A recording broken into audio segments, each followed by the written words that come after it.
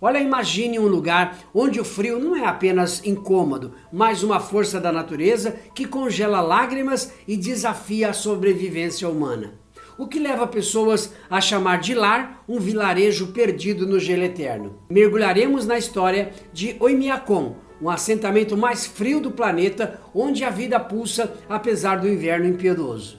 O canal NBS preparou este documentário especial para você, que nos prestigia com a sua audiência e nos incentiva a explorar os cantos mais remotos do mundo, com uma narrativa profunda e imagens que capturam a essência da resiliência humana. Convidamos você a descobrir como uma comunidade isolada transforma o frio extremo em uma forma de vida única e inspiradora. Acompanhe comigo.